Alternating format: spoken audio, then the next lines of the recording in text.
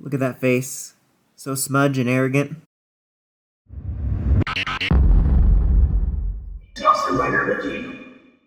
Hey YouTube, Dawson Ryder here. Welcome to my review for the Power Rangers Lightning Collection in Space Silver Ranger.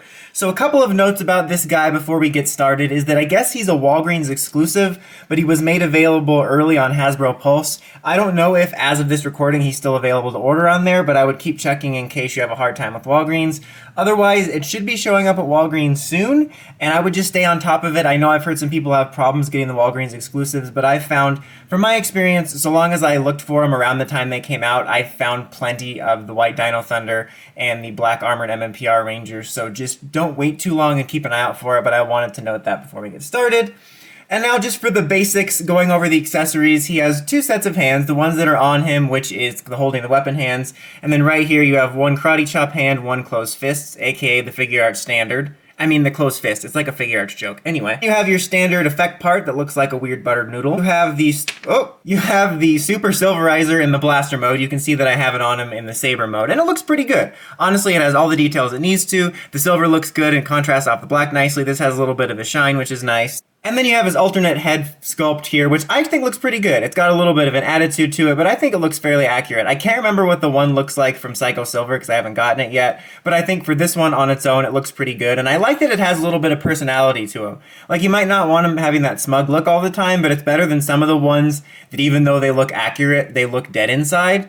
And then, of course, for the articulation, par for the course stuff, nice hinge joint here and ball joint all around motion, elbow joint here, swiveling at the fists, nice ball joint at the leg, double knee joint here. You have your nice little hinge on the foot. I just want to note that the knees on both of mine are really sticky, like you really have to pop them when you, no, not transform them. From bending the knee to not bend the knee, the Daenerys Megazord. I just wanted to note that. And then you have the hinge joint here and the ball joint here for the waist, and then the nice head and neck articulation. So all around your standard, very well articulated figure. And for me, I'm happy to report no loose joints. However, your mileage may vary on that. And of course, here again is the bladed version of the Super Silverizer, which is basically the same thing except you have this clear blue blade, and I think it looks really good.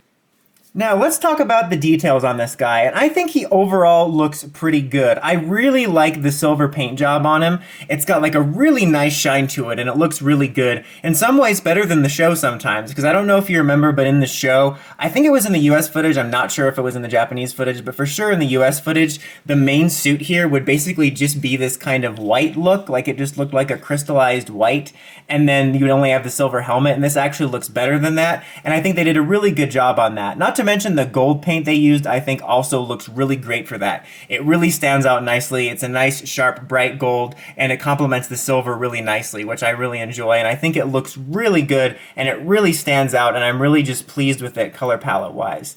The only real nitpicks and notes I have is I don't know if you can see there is a little bit of a QC paint mistake line on there, and that's a common problem, but I feel like I need to bring it up in the figure art reviews, in the Lightning Collection reviews, because it's just noteworthy to say that if that's going to really bother you, maybe make sure you look in person for this one. You know, I ordered this one on Hasbro Pulse, but if a possible paint mistake on the chest or the helmet's going to be a deal breaker for you, then maybe go look at Walgreens, a couple Walgreens, and see if you can find one and weed out the paint mistakes for that.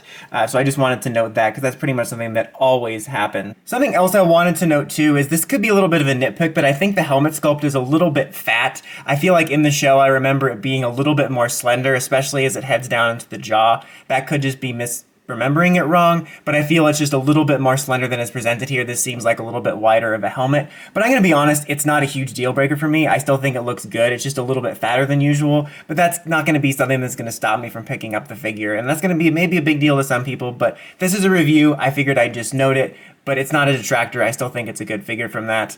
The only other note, aside from the usual QC issues and the fat paint mistake, is that this is a little bit hard to get in his hand, you know, because of the nature of this gauntlet thing. It's kind of harder to maneuver the handle into his hand, and when I did it, like instantly the first time I tried to do it, it rubbed off some of the black paint onto his fists, so you have like these little black marks on his knuckles now. I've had that happen with a couple figures in the past, but this is the quickest that ever happened. Again, that's a small nitpick. I don't care about that, but I figured it's worth noting because of a review.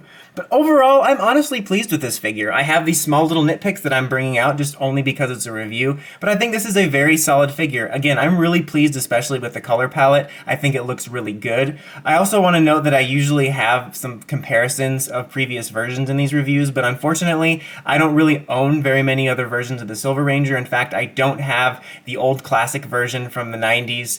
There never was a Legacy Collection one. I will put up a couple pictures. I'm going to stop him from moving and just kind of set him here, and I'll put up a couple pictures of what those looked like, the 90s version, and then there was also like a bike version, if I'm sure you know what those look like. But unfortunately, again, I'm sorry I don't have those for comparison, but I just don't own them for my collection. But I can say, based on my experience with having a lot of those bike figures and knowing what the classic Silver Ranger figure looks like, and also knowing that this does not have a Legacy counterpart, that I think this is your best option so far for a Silver Ranger figure, and probably the best standalone release for it for an articulated figure, and I can definitely recommend it for In-Space and Mega Ranger fans.